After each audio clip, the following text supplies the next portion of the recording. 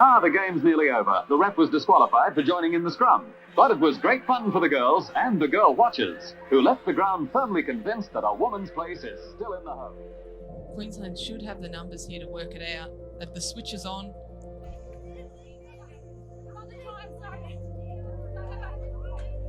I'm Charlotte Hammonds, I'm 19.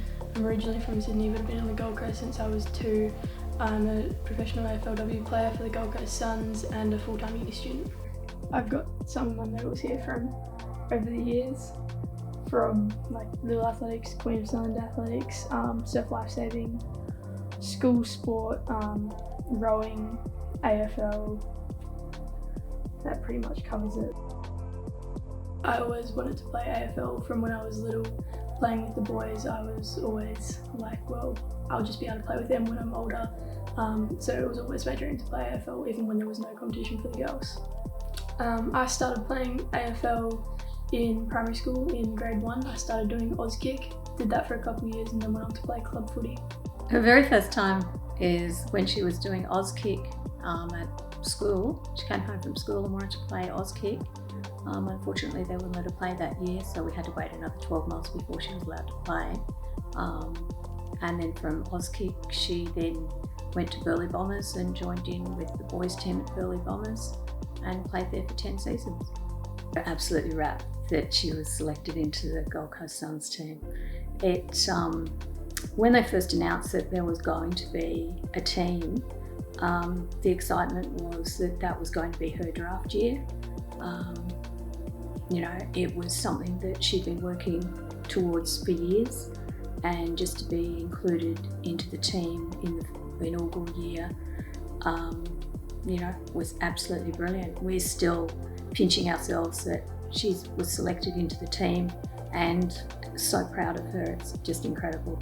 Love the experience, love the training, love everything that they've done, and love the team and the way that, they do everything. It's fantastic.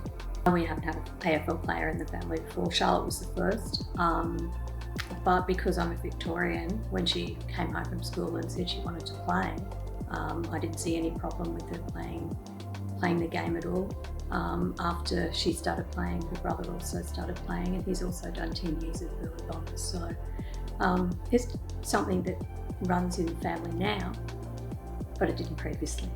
My most memorable moment so far is probably in 2018. I was picked to play in the under-18 All-Stars versus Victoria game in the All-Stars team, and they basically get top players from each team from nationals and put them all together and have a State of Origin exhibition game. The best part about playing AFL for me is just always being around your friends. Like, you're at training, you're at travelling and staying places with your friends, and you're just always around a group of girls that have the same interests and the same passion for the sport you have. According to the information recorded by the Australian Bureau of Statistics in 2019, the average male sportsman receives a full-time annual income of $67,600. Females in the same category of sporting professions earn $42,900 annually.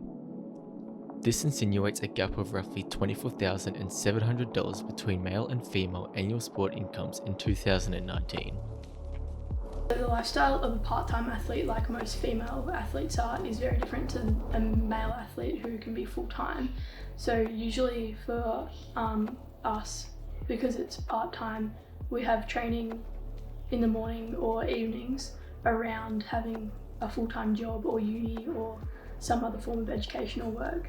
So it's pretty full on, and you have to be pretty organised to be able to stay on top of everything. The gender gap in sports is obviously pretty clear that there is a big gap, but it is starting to get better, and it's good to see that women are starting to get given the opportunity to play sport professionally in lots of different leagues and countries, and it's heading in the right direction. My primary job outside of football is I do Auskick clinics at schools and football clubs for juniors to try and help promote AFL, as well as being a full-time uni student. As of the 28th of April 2020, Australia had a total of 6,725 cases of COVID-19, with Queensland having 1,033 cases. To stop the spreading of the virus, national sports would not be returning to normal for more months to come.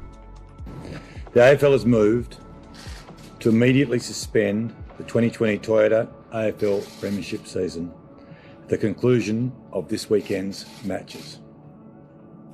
We'll also conclude the NAB AFL Women's season as a result of the continuing spread of the COVID-19 virus.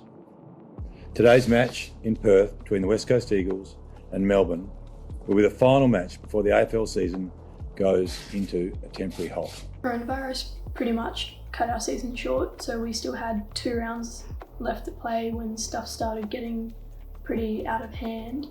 So they cut our season and went straight to finals, and we were going to have, I think, 2 or 3 weeks of finals. But after 1 round of finals, they had to cut it short because then there was no non-essential travel allowed, so we couldn't go anywhere. Since the season finished, we have a mandatory break period, so everyone has to have a rest because the season is pretty full on, draining mentally and physically. And then after that, we will get back into a bit of training. Obviously, it'll all be individual because we can't meet as a group or anything, but we'll probably get some running and gym programs to do by ourselves. My hopes for women's sports is that eventually it'll be the same as men's sports, so same pay, same opportunity for everyone everywhere.